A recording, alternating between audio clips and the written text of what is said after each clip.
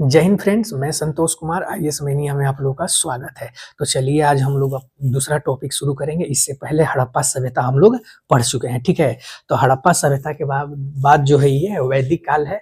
हम लोग वैदिक काल के बारे में जानेंगे क्योंकि वैदिक काल में भी दो है, एक है ऋग वैदिक कालीन और एक है उत्तर वैदिक कालीन, ठीक है। तो हम लोग शुरू करते हैं। वैदिक काल 1500 बीसी से लेके 600 बीसी तक है, इसका काल माना गया है जो ये वैदिक काल का है, ठीक है। तो सबसे पहले हम लोग देखते हैं कि आखिर वैदिक काल यानी इस काल का निर्माता कौन थे, कैसे धीरे धीरे ये चलकर आया, तो उसी के बारे में हम लोग देखते हैं।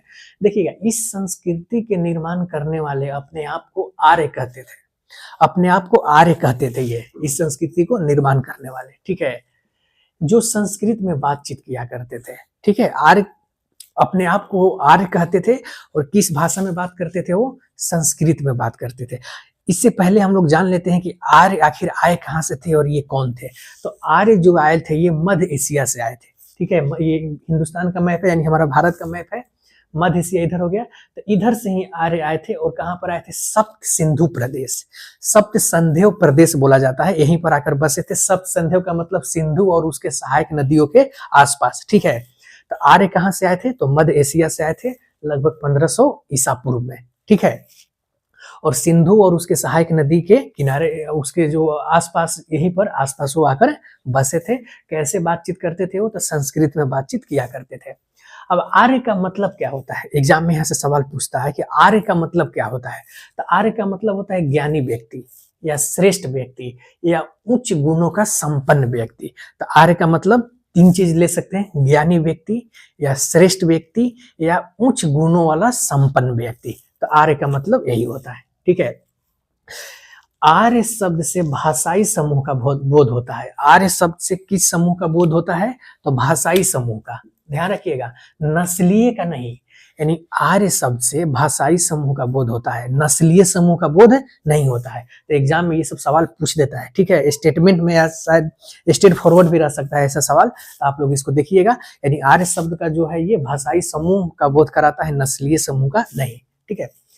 आर्य संस्कृति के जानने का मुख्य स्रोत क्या है, आर्य संस्कृति को जानने का मुख्य स्रोत हमारा वैदिक साहित्य है। यानी वैदिक साहित्य से ही हम लोग आर्य संस्कृति के बारे में जान सकते हैं, ठीक है। तो वैदिक साहित्य, चलिए हम लोग देखते हैं कि आखिर ये वैदिक साहित्य है क्या। तो आद्य ऐतिहासिक काल का हिस्सा है ये। वैदिक साहित्य किसका हिस्सा है, तो वैदिक साहित्य जो है ये आद्य ऐतिहासिक काल का हिस्सा है, ठीक है। वेद, वेद क्या है, वेद का मतलब क्या होता है, तो वेद का मतलब होता है जानना, टू नॉलेज या ज्ञान। वेद का मतलब होता है जानना होता है या ज्ञान होता है, ठीक है। वैदिक साहित्य को श्रुति तथा अपौरुष से भी कहा जाता है। वैदिक साहित्य को श्रुति साहित्य भी कहा जाता है। श्रुति का मतलब सुनने वाला यानी सुनकर याद करने वाला, तथा अपौरुष से भी कहा गया है। तो वैदिक साहित्य को श्रुति और अपौरुष दोनों कहा गया है। किसको कहा गया है, तो वैदिक साहित्य। वैदिक साहित्य के लेखक वेद व्यास को माना जाता है कि वैदिक साहित्य के लेखक महर्षि वेद व्यास थे। कभी कभी गणेश जी भी आ जाते हैं, लेकिन कहा जाता है कि वेद व्यास जी बोले थे और गणेश जी उसको लिखे थे। तो ये दोनों नाम आता है, ठीक है। इसे वेद व्यास ज्यादा प्रचलित नाम है। वैदिक साहित्य में देख लेते हैं क्या क्या आता है। तो वैदिक साहित्य में 4 चीज आता है। पहला आ गया वैदिक साहित्य में आपका चारों वेद आ गया, ऋग्वेद, यजुर्वेद, सामवेद, अथर्ववेद, चारों वेद। इसको संहिता भी बोला जाता है वेद को। दूसरा है ब्राह्मण साहित्य आ जाएगा इसमें। तीसरा है इसमें आरण्यक आ जाएगा और चौथा इसमें उपनिषद आ जाएगा, जिसको वेदांत भी बोलते हैं। तो ये चारों किसका हिस्सा है, तो ये वैदिक साहित्य का हिस्सा है। अब चलिए हम लोग वेद के बारे में जान लेते हैं कि आखिर वेद कितने हैं और कौन कौन से हैं और किसमें कौन सा महत्वपूर्ण बात कहा गया है। तो वेद कितने हैं, तो वेद 4 हैं। पहला है ऋग्वेद, दूसरा है सामवेद, तीसरा है यजुर्वेद और चौथा है अथर्ववेद, ठीक है। तो ये 4 वेद है। तो हम लोग शुरू करते हैं ऋग्वेद से। तो ऋग्वेद से हम लोग शुरू करने जा रहे हैं। यह संस्कृत का सबसे प्राचीनतम ग्रंथ है। ऋग्वेद जो है ये संस्कृत का सबसे प्राचीनतम ग्रंथ है, ठीक है। इसमें ऋग्वैदिक देवी देवताओं के मंत्रों का संकलन मिलता है। यानी ऋग्वेद में ऋग्वैदिक देवी देवताओं के मंत्रों का संकलन मिलता है। किसमें, तो ऋग्वेद में। ऋग्वेद में 10 मंडल है। ध्यान रखिएगा, यह सवाल हमेशा पूछता है स्टेटमेंट में। ऋग्वेद में कितने मंडल हैं, तो 10 मंडल हैं और 1028 सूक्त हैं, तथा 10,580 मंत्र हैं। कहीं कहीं 582 भी दे देता है, लेकिन आप लोग घबराइएगा मत, ये नहीं पूछता है, यही दोनों पूछता है कि ऋग्वेद में कितने मंडल हैं, तो 10 मंडल हैं। सूक्त कितने हैं, तो 1028 यानी 1028 है। और मंत्र कितना है, तो 10,580 है। ठीक है। मंडल 2 से 7 सबसे प्राचीन है, यानी ऋग्वेद का जो 10 मंडल है जिसमें से 2 से 7 ये सबसे प्राचीन है, यानी वो पुराना है। ठीक है। 10वां मंडल सबसे नया है, यानी ऋग्वेद का जो सबसे आखिरी मंडल है 10वां मंडल वही सबसे नया है। ठीक है। मंडल 2 में देखिए, अब देख लेते हैं कि मंडल 2 में क्या कहा गया है। तो मंडल 2 में गृत्सम्मद ऋषि का वर्णन मिलता है। गृत्सम्मद ऋषि का वर्णन ऋग्वेद के दूसरे मंडल में मिलता है। मंडल 3, इसमें विश्वामित्र की जानकारी मिलती है। इसी में गायत्री मंत्र का है जिसमें सावित्री देवता को समर्पित है। यानी मंडल 3 जो है विश्वामित्र को समर्पित है और इसी में गायत्री मंत्र का उल्लेख किया गया है जो सावित्र देवता को समर्पित है। यानी सावित्री, इसको सूर्य से लगाया गया, यानी सावित्र को सूर्य देवता भी बोला गया है। तो सावित्र देवता का समर्पित ये तीसरे मंडल है। चौथा मंडल वामदेव से संबंधित है। 5वां मंडल अत्रि, 5वें मंडल से कौन से देवता संबंधित है, तो अत्रि। 6ठा मंडल है भारद्वाज, 6ठे मंडल से कौन समर्पित है, तो भारद्वाज। 7वां मंडल वशिष्ठ ऋषि जुड़े हैं। ठीक है। ऋग्वेद के 7वें मंडल से कौन से ऋषि जुड़े हैं, तो ऋषि वशिष्ठ जुड़े हुए हैं। इसी मंडल में दशराग युद्ध का विवरण मिलता है, यानी ऋग्वेद के 7वें मंडल में दशराग युद्ध का वर्णन मिलता है जो रावी नदी के किनारे, रावी जिसका पुराना नाम परुष्णी नदी था, तो परुष्णी नदी के किनारे हुआ था। यह युद्ध भरत कबीला, ध्यान रखिएगा, यह युद्ध भरत कबीला एवं 10 कबीला के बीच हुआ था। भरत कबीला और एक 10 कबीले थे बीच हुआ था। इस युद्ध में सुदास जीता था, यानी भरत कबीला का जो नेतृत्व कर रहा था उसका नाम था सुदास। सुदास की ही विजय हुई थी। और ये 10 कबीला थे जिसमें कहा जाता है कि 5 आर्य थे और 5 अनार्य थे। ठीक है। तो इसमें सुदास विजयी हो जाता है इस युद्ध में। ठीक है, दशराग युद्ध में। ऋग्वैदिक कालीन विदुषी महिलाएं, हम लोग देख लेते हैं कि ऋग्वैदिक काल में भी विदुषी महिलाएं हुआ करती थी। इनमें से नाम देख लेते हैं। पहला है अपाला, ध्यान रखिएगा, विदुषी महिलाएं में पहला है अपाला, दूसरा है लोपामुद्रा, तीसरा है घोषा, चौथा है सिक्ता, 5वां है विश्वधारा। बीपीएससी में बार सवाल पूछा हुआ है यहाँ से। तो ये पांचों नाम किस चीज का है, ये सब ऋग्वेद से संबंधित है। ठीक है, यानी ये ऋग्वैदिक कालीन महिलाएं हैं, विदुषी महिलाएं हैं, अपाला, लोपामुद्रा, घोषा, सिक्ता और विश्वधारा। ठीक है। ऋग्वेद में इन महिलाओं को ब्राह्मवादिनी कहा गया है। यानी अपाला, घोषा, सिक्ता, लोपामुद्रा, विश्वधारा ये ऋग्वैदिक कालीन विदुषी महिलाएं हैं और ऋग्वेद में इनको ब्राह्मवादिनी कहा गया है। ठीक है, तो इनको क्या कहा गया है, ब्राह्मवादिनी कहा गया है। मंडल 9 हम लोग देख लेते हैं। मंडल 9 ये सोम देवता को समर्पित है जो वनस्पति के देवता है। ठीक है। मंडल 9 किसको समर्पित है, तो ये सोम देवता को समर्पित है। इनको वनस्पति के देवता भी कहा जाता है। और 9वें मंडल में ही एक सूक्त मिलता है, एक मिलता है कि मैं कवि हूँ, मेरे पिता चिकित्सक हैं और मेरी माँ चक्की चलाती है। इससे पता चलता है, मतलब ये 9वें मंडल में है। ठीक है। मंडल 10 हम लोग देख लेते हैं। सबसे नवीनतम मंडल है, यानी सबसे नवीनतम मंडल कौन है, तो 10। इसी मंडल के पुरुष सूक्त से हमें वन व्यवस्था की उत्पत्ति की जानकारी मिलती है। यानी ऋग्वेद के 10वें मंडल के पुरुष सूक्त से हमें वन व्यवस्था की उत्पत्ति की जानकारी मिलती है। तो इसको ध्यान में रखिएगा, बहुत ही ये इंपॉर्टेंट है। ऋग्वेद के मंत्रों का उच्चारण करने वाले पुरोहित को होत्री कहा जाता था। यानी जो ऋग्वेद के मंत्रों का उच्चारण करते थे उनको उस पुरोहित को क्या बोलते थे, उनको होत्री कहा जाता था। ठीक है। ऋग्वेद का ब्राह्मण ग्रंथ ऐतरेय और कौशितकी है। ऐतरेय और कौशितकी किसका ब्राह्मण ग्रंथ है, तो ये ऋग्वेद का है। गंगा का उल्लेख, यानी ऋग्वेद में गंगा का उल्लेख 1 बार हुआ है, यमुना का उल्लेख 3 बार हुआ है। ठीक है। ऋग्वेद में गंगा का उल्लेख 1 बार, यमुना का उल्लेख 3 बार, तथा इंद्र यानी इंद्र भगवान का उल्लेख कितना बार हुआ है, तो 250 बार हुआ है। और अग्नि का उल्लेख 200 बार हुआ है। ठीक है, तो अग्नि का उल्लेख ऋग्वेद में 200 बार हुआ है। अगला हम लोग आ जाते हैं ऋग्वेद के बाद सामवेद। सामवेद के बारे में जानते हैं। देखिएगा, सामवेद में हम लोग देखते हैं इसका अधिकांश मंत्र ऋग्वेद से लिया गया है। यानी सामवेद का अधिकांश मंत्र ऋग्वेद से लिया गया है। सामवेद से ही सर्वप्रथम 7 स्वरों की जानकारी मिलती है। जो 7 स्वर है उसकी जानकारी सबसे पहले सामवेद से ही मिलता है, इसलिए इसे भारतीय संगीत का जनक भी कहा जाता है। यानी सामवेद को भारतीय संगीत का जनक भी कहा जाता है क्योंकि सामवेद से ही 7 स्वरों की जानकारी मिलती है। सामवेद के उच्चारण करने वाले पुरोहित को उद्गाता कहा जाता है। क्या कहा जाता है? उद्गाता, या कहीं कहीं उद्गात्री भी बोलते हैं। तो सामवेद के उच्चारण करने वाले पुरोहित को क्या बोलते थे? तो उद्गाता। ठीक है, अगला आते हैं हम लोग यजुर्वेद। यजुर्वेद के बारे में देख लेते हैं। इसका विषय वस्तु यज्ञ और कर्मकांड है। ठीक है, तो यजुर्वेद का विषय वस्तु क्या है? यज्ञ और कर्मकांड। यह गद्य एवं पद दोनों में रचित है। यजुर्वेद गद्य एवं पद दोनों में रचित है। यजुर्वेद के मंत्रों के उच्चारण करने वाले पुरोहित को अर्धर्यु कहते हैं, अधर्यु कहते हैं, अधर्यु। ठीक है, यानी यजुर्वेद के मंत्रों के उच्चारण करने वाला पुरोहित क्या कहलाते हैं? तो अधर्यु कहलाते हैं। ठीक है, नेक्स्ट है इसमें यजुर्वेद की 2 शाखाएं हैं। यजुर्वेद की 2 शाखाएं हैं, पहला है कृष्ण यजुर्वेद और दूसरा है शुक्ल यजुर्वेद। तो कृष्ण यजुर्वेद, इसका जो ब्राह्मण ग्रंथ है उसका नाम है तैत्तरीय ब्राह्मण। ठीक है, और शुक्ल यजुर्वेद का जो ब्राह्मण ग्रंथ है इसका नाम है शतपथ ब्राह्मण। ध्यान रखिएगा, यजुर्वेद की कितनी शाखाएं? 2 शाखाएं। कौन कौन? तो कृष्ण यजुर्वेद और शुक्ल यजुर्वेद। तो कृष्ण यजुर्वेद के ब्राह्मण ग्रंथ का नाम है तैत्तरीय ब्राह्मण और शुक्ल यजुर्वेद के ब्राह्मण ग्रंथ का नाम है शतपथ ब्राह्मण। ठीक है, यानी शुक्ल यजुर्वेद को वाजस्नेयी संहिता भी कहा जाता है। एक और नाम है, शुक्ल यजुर्वेद को वाजस्नेयी संहिता भी कहा जाता है। नेक्स्ट है अथर्ववेद। अथर्ववेद के बारे में हम लोग जान लेते हैं थोड़ा सा।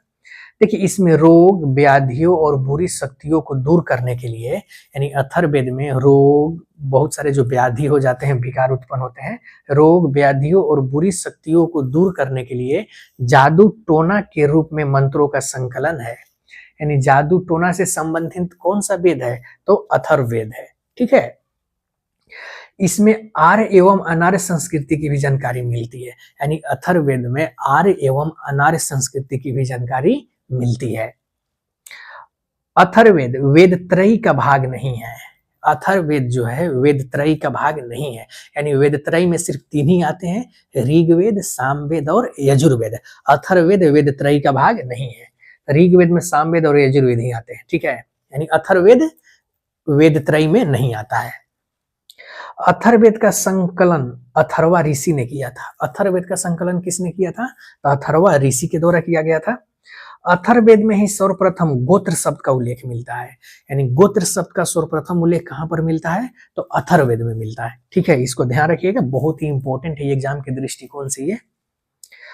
अथर्ववेद के मंत्रों का उच्चारण करने वाले पुरोहित को ब्रह्म कहते थे। यानी जो अथर्ववेद के मंत्रों का उच्चारण करता था उस पुरोहित को ब्रह्म कहा जाता था। ठीक है, इसी वेद में सभा और समिति को प्रजापति की 2 पुत्रियां कहा गया है। यानी अथर्ववेद में ही सभा और समिति को प्रजापति की 2 पुत्रियों की संज्ञा दिया गया है। किसमें? तो अथर्ववेद में।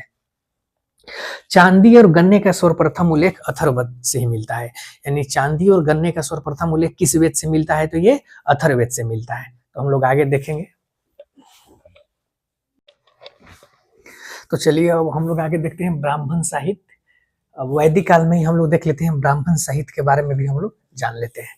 ठीक है, देखिए ब्राह्मण साहित्य में क्या है, इसमें वैदिक मंत्रों की व्याख्या मिलती है। यानी ब्राह्मण साहित्य में क्या मिलती है? तो वैदिक मंत्रों की व्याख्या मिलती है। यह गद्य रूप में है, ध्यान रखिएगा, ये सिर्फ गद्य रूप में है, पद रूप में ये नहीं है।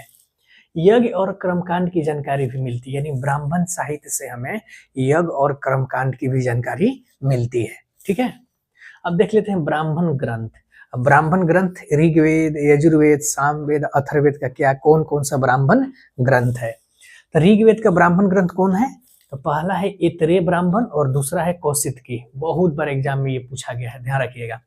तो ऐतरेय ब्राह्मण और कौशितकी किसका है? तो ये ऋग्वेद का है। ठीक है, ऐतरेय ब्राह्मण में ही सबसे पहले राज्य की उत्पत्ति की जानकारी मिलती है। यानी राज्य की उत्पत्ति की जानकारी सबसे पहले ऐतरेय ब्राह्मण में मिलती है। ठीक है, दूसरा है सामवेद का, देख लेते हैं। सामवेद का है षड्वीस और पंचवीस। यानी जो षड्वीस ब्राह्मण और पंचवीस ब्राह्मण किसका है? ये तो सामवेद का है। ठीक है, तो षड्वीस को इसको अद्भुत ब्राह्मण भी कहा जाता है। षड्वीस को अद्भुत ब्राह्मण भी कहा गया है। ठीक है, इसमें भूकंप अकाल की जानकारी मिलती है, यानी षड्विश ब्राह्मण से हमें भूकंप और अकाल की जानकारी मिलती है। ठीक है, अगला आते हैं यजुर्वेद। यजुर्वेद का ब्राह्मण ग्रंथ कौन है? शतपथ ब्राह्मण। तो शतपथ ब्राह्मण किसका ग्रंथ है? ब्राह्मण ग्रंथ तो यजुर्वेद का है। सर्वाधिक विस्तृत ब्राह्मण ग्रंथ है ये शतपथ ब्राह्मण, जो है ये सर्वाधिक विस्तृत ब्राह्मण ग्रंथ है। ठीक है, अगला है अथर्ववेद। तो अथर्ववेद का कौन सा ब्राह्मण ग्रंथ है? तो इसका ब्राह्मण ग्रंथ गोपथ है। ठीक है, तो गोपथ ब्राह्मण ग्रंथ किसका है? तो ये अथर्ववेद का है। तो इसको ध्यान में रखिएगा, एग्जाम में यहाँ से एक सवाल रहता ही रहता है, वनडे एग्जाम में, खासकर सचिवालय सहायक हो गया, दरोगा हो गया या बीपीएससी हो गया, यहाँ से सवाल एक दो पूछ देता है। ठीक है, अगला हम आ जाते हैं आरण्यक के बारे में, देखते हैं आरण्यक क्या होता था, क्योंकि आरण्यक के बारे में भी सवाल पूछता है। ठीक है, तो आरण्यक का मतलब क्या होता है पहले हम लोग जान लेते हैं कि आखिर आरण्यक हम लोग कहते किसको है। तो वनों में लिखी हुई पुस्तक, यानी जो जंगल में लिखी हुई किताबों, उसको आरण्यक कहते हैं। आरण्यक का मतलब ही होता है वन, यानी जंगल। इसीलिए आप लोग रामायण में एक कांड है आरण्य कांड। ठीक है, आरण्य कांड यानी वो जंगल से संबंधित है, क्योंकि राम लक्ष्मण सीता उस समय जंगल में ही रहते हैं, इसीलिए उसको आरण्यक या आरण्य कांड कहा गया है। ठीक है, तो अब आप लोग समझ गए होंगे कि आरण्यक का मतलब क्या होता है? जंगल, यानी जंगल में लिखी हुई किताब यानी पुस्तक, वो आरण्यक कहलाता है। आरण्यक में तप और ध्यान पर बल दिया जाता है। आरण्यक में किस पर ध्यान दिया जाता है? तप और बल पर, क्योंकि जंगल में आप लोग जाइएगा तो जंगल में तो कोई चीज है नहीं कि जंगल में घर वाला मजा लेंगे कि ऐसे वो रहेंगे वैसे खेलेंगे ये खाएंगे, नहीं। जंगल में जाइएगा तो दो ही चीजें, तप और ध्यान। इसीलिए पहले के ऋषि महर्षि लोग जंगल में ही जाकर तप और ध्यान किया करते थे। तो आरण्यक का संबंध, यानी आरण्यक में तप और ध्यान पर विशेष बल दिया जाता है। ठीक है, नेक्स्ट है उपनिषद। उपनिषद क्या है इसके बारे में देख लेते हैं। उपनिषद का पहले हम देखते हैं कि शाब्दिक अर्थ क्या होता है। तो उपनिषद का शाब्दिक अर्थ होता है गुरु के समीप बैठकर शिक्षा ग्रहण करना।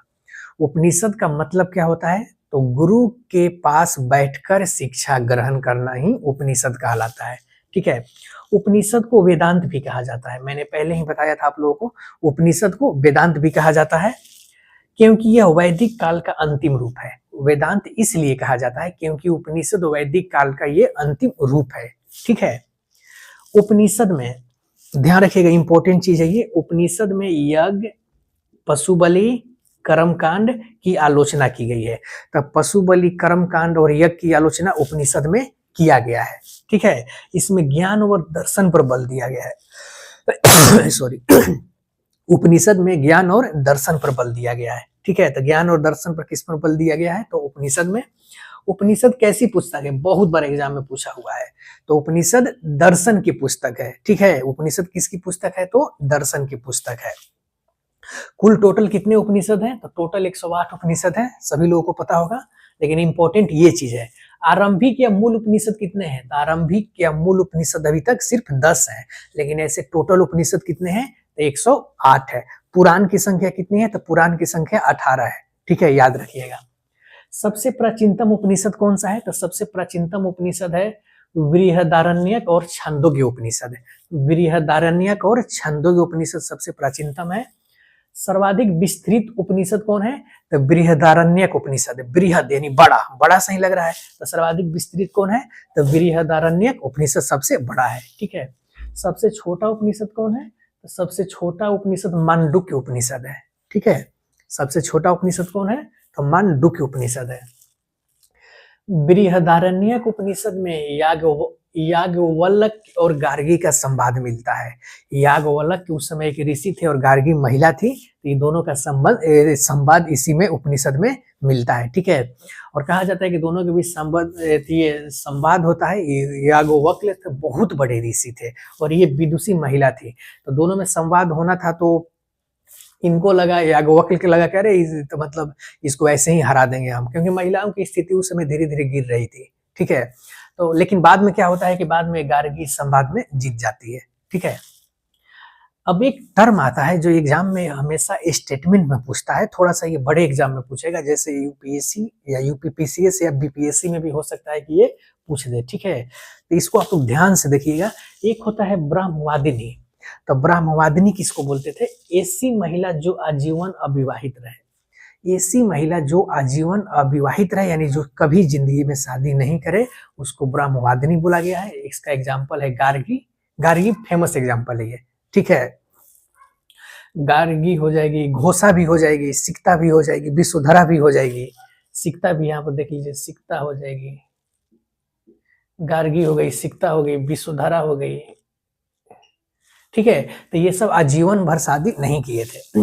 और एक होता है सदोद्वाहा। सदोद्वाहा किसे कहते थे? जो महिला शिक्षा ग्रहण कर विवाह कर ले, यानी जो शिक्षा ग्रहण कर शादी कर ले उसको सदोद्वाहा कहा जाता है। इसका एग्जाम्पल मैत्रेयी और एक हो जाएगी लोपामुद्रा। ठीक है, मैत्रेयी किसकी पत्नी थी? तो ये याज्ञवल्क्य ऋषि की पत्नी थी और लोपामुद्रा अगस्त्य ऋषि की पत्नी थी। ठीक है, तो ब्रह्मवादिनी और सदोद्वाहा इसको ध्यान रखिएगा, एग्जाम में यहाँ से सवाल पूछता है। ठीक है। नेक्स्ट है छांदोग्य उपनिषद। इसके बारे में देख लेते हैं एक पॉइंट। इसमें आश्रम व्यवस्था की जानकारी मिलती है। तो आश्रम व्यवस्था की जानकारी कहाँ मिलती है? तो छांदोग्य उपनिषद में मिलती है। मुंडक उपनिषद, सत्यमेव जयते इसी उपनिषद में है। ठीक है, सत्यमेव जयते कौन सा उपनिषद में है? तो मुंडक उपनिषद में है। एक था यम और नचिकेता का संवाद, तो ये कठोपनिषद में है। ध्यान रखिएगा, लिखना हम भूल गए थे, तो इसको ऐसे ही बता दे रहे हैं कि यम और नचिकेता का जो संवाद है वो कठोपनिषद में है। ठीक है, उसको आप लोग पॉइंट कर लीजिएगा। जबाला उपनिषद, यह पहला उपनिषद है जिसमें चारों आश्रमों का विवरण मिलता है। ठीक है, जिसमें इस छांदोग्य में सिर्फ 3 ही का मिलता है, लेकिन जबाला पहला उपनिषद है। यह पहला उपनिषद है जिसमें चारों आश्रमों का विवरण मिलता है। कौन सा उपनिषद है? तो जबाला उपनिषद है। चलिए, तो इसको समझ गए आप लोग। आगे हम लोग बढ़ते हैं। अब देख लेते हैं कि आर्यों का मूल निवास स्थान कहाँ था और लोग मतलब बहुत सारे इतिहासकार हैं, उनका पहले हम लोग मत को देख लेते हैं। तो पहले है मैक्स मूलर। मैक्स मूलर ये जर्मनी के थे। ठीक है, जर्मनी के रहने वाले थे, मध्य एशिया या यूरेशिया। मैक्स मूलर साहब का कहना है कि आर्यों का मूल निवास मध्य एशिया था या यूरेशिया वाला क्षेत्र था। यूरेशिया में यूरोप और एशिया दोनों आ जाएगा, तो मध्य एशिया वाला क्षेत्र ये मैक्स मूलर का मानना है। ठीक है, और यही सबसे ज्यादा इन्हीं का मान्य है। मान्य इसलिए क्योंकि यूरोपीय लेखक का उस समय दबदबा हुआ करता था। ठीक है, तो इसीलिए ये भी माना गया है। बहुत सारे और कहा गया है जिसके बारे में हम लोग देखेंगे। एक और पॉइंट रखिएगा मैक्स मूलर के बारे में कि हितोपदेश का जर्मन में अनुवाद, ये एनडीए सीडीएस में सवाल पूछा हुआ है। हितोपदेश का जर्मन में अनुवाद मैक्स मूलर के द्वारा ही किया गया था। ठीक है, एक भारतीय हैं बाल गंगाधर तिलक, उत्तरी ध्रुव से आए थे यार। बाल गंगाधर तिलक का मानना है कि जो आर्य आए थे वो उत्तरी ध्रुव से आए थे, लेकिन ये मान्य नहीं है। ठीक है, अमान्य है। एक और है स्वामी दयानंद सरस्वती, इनका कहना है कि आर्य जो थे ये तिब्बत से आए थे, ये भी मान्य नहीं है, ये भी अमान्य है। तो मैक्स मूलर वाला ही मान्य है कि आर्य जो आए थे वो मध्य एशिया से आए थे, और मध्य एशिया से आने के बाद सप्त सिंधु प्रदेश यानी सिंधु और उसके सहायक नदियों के बीच वहीं पर आकर वो रहे थे। तो मैक्स मूलर का ही मान सही है। ठीक है, चलिए हम लोग आगे देखते हैं। अब ऋग्वैदिक कालीन नदियां हम लोग देख लेते हैं कि ऋग्वैदिक कालीन कौन कौन सी नदी थी और उसका प्राचीन नाम और उसका नवीन नाम यानी नया नाम। तो एक तरफ है प्राचीन नाम और एक तरफ है उसका वर्तमान नाम। ठीक है, देख लेते हैं। पहला है सिंधु। सिंधु का प्राचीन नाम सिंधु ही है, अभी भी सिंधु ही है। इंडस इसको यूरोपीय लोग बुलाते थे और ईरानी लोग, और भी बहुत सारे इसका नाम है, लेकिन प्राचीन नाम में हम लोग का भारतीय ग्रंथ में सिंधु ही मिलता है और इसका वर्तमान नाम भी सिंधु ही है। इसे हिरण्यानी भी कहा गया है, हिरण्यानी सिंधु को कहा गया है और ये एक तरह से महत्वपूर्ण नदी थी। ठीक है, दूसरा है झेलम। झेलम इसका प्राचीन नाम झेलम, वर्तमान नाम इसका है बितस्ता, बितस्ता। तीसरा है चेनाब। चेनाब का वर्तमान नाम है अस्किनी। ओहो, एक सेकेंड गलत हो गया यहाँ पर, इसको उल्टा हो गया है। ये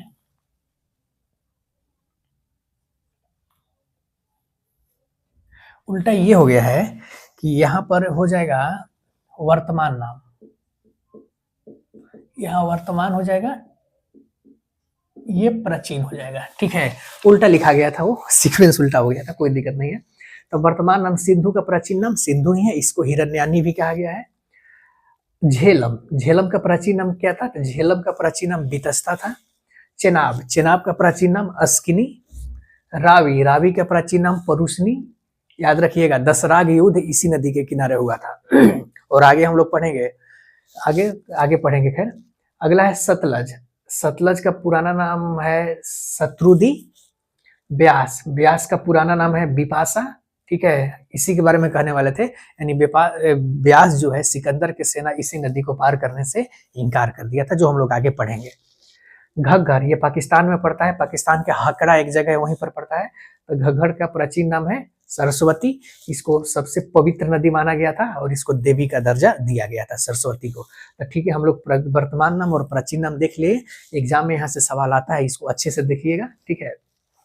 अब थोड़ा सा और हम लोग आगे देख लेते हैं। सरस्वती की सहायक नदी चौथांग नदी थी, ठीक है। सरस्वती की सहायक नदी कौन थी? चौथांग नदी थी। ऋग्वेद में इसे दृश्यदूती कहा गया है, यानी सरस्वती की एक नदी थी जिसका नाम था चौथांग नदी, और ऋग्वेद में इसको दृश्यदूती कहा गया है, ठीक है। तो ये पॉइंट इंपॉर्टेंट हो जा रहा है। ऋग्वैदिक आर्य हिमालय से परिचित थे, ठीक है, यानी ऋग्वैदिक आर्य जो थे वो हिमालय से परिचित थे। इसीलिए तो ये दयानंद सरस्वती इसको तिब्बत बोल दिए, क्योंकि हिमालय से परिचित थे तो इनको लगा कि उधर से ही आए होंगे, लेकिन इनकी बातों को काट दिया गया है। किसके द्वारा? था मैक्स मुलर के द्वारा। तो ऋग्वैदिक कालीन हिमालय से परिचित थे और हिमालय को वो लोग हिमवंत कहकर पुकारते थे, ठीक है। तो हिमालय को ऋग्वैदिक काल के लोग क्या बोलते थे? हिमवंत बोलते थे। और हिमालय की एक चोटी था जिसको वो लोग मुजवंत कहते थे। तो हिमालय की एक चोटी के बारे में भी जानते थे जिसका वो लोग मुजवंत कहकर पुकारते थे। आधुनिक इतिहासकार कहते हैं कि यही शायद माउंट एवरेस्ट था, जो भी है, लेकिन वो लोग मुजवंत के नाम से पुकारते थे। ऋग्वैदिक आर्य समुद्र से परिचित नहीं थे। ध्यान रखिएगा, ऋग्वैदिक आर्य जो थे वो समुद्र से परिचित नहीं थे। विंध्य पर्वत, नर्मदा नदी, महानदी, ये सब का ज्ञान उनको नहीं था, क्योंकि वो लोग आगे बढ़े ही नहीं थे, क्योंकि यही साइड तो थे। यहाँ से ये भारत का ये मैप देख लीजिए तो वो इधर ही रह गए, समुद्र तो भारत का इधर है, तो इधर वो भी आए कहाँ? उत्तर वैदिक काल में यहाँ से वो लोग परिचित होंगे, ठीक है। अब हम लोग आ जाते हैं थोड़ा सा उत्तर वैदिक काल में। तो उत्तर वैदिक काल तक आर्य गंडक नदी तक आ गए थे, यानी उत्तर वैदिक काल तक आर्य कहाँ तक आ गए थे? यानी गंडक नदी, यानी यूपी और उत्तरी बिहार तक ये लोग आ चुके थे। अब इनको विंध्य पर्वत का ज्ञान होगा, अब वो विंध्य पर्वत को इनको अच्छे से ज्ञान हो जाएगा। अब ये समुद्र से भी परिचित हो गए, क्योंकि वो आगे बढ़ चुके हैं, इधर आ चुके हैं, वो इधर आएंगे तो इधर समुद्र से उनको परिचय हो जाएगा। उत्तर वैदिक साहित्य में नर्मदा नदी के लिए, क्योंकि वो नर्मदा नदी से भी परिचित हो गए हैं, तो इसीलिए उत्तर वैदिक साहित्य में नर्मदा नदी के लिए रेवा शब्द आया है। तो उत्तर वैदिक काल में रेवा शब्द किसके लिए आया है? तो नर्मदा नदी के लिए, ठीक है। उत्तर वैदिक काल में आर्य यूपी और उत्तरी बिहार में प्रवेश कर गए थे। तो उत्तर वैदिक काल आते आते आर्य जो थे उत्तरी बिहार और यूपी में प्रवेश कर गए थे। तो चलिए हम लोग आर्यों के बारे में देखें, ब्राह्मण ग्रंथ देखें, ऋग्वेद के बारे में देखें, यजुर्वेद, सामवेद, अथर्ववेद के बारे में देख लिए। अब हम लोग इनके बारे में राजनीतिक, आर्थिक, सामाजिक, धार्मिक जीवन के बारे में हम लोग अगले क्लास में देखेंगे। तो इसको आप लोग अच्छे से रिवीजन कीजिएगा। धन्यवाद।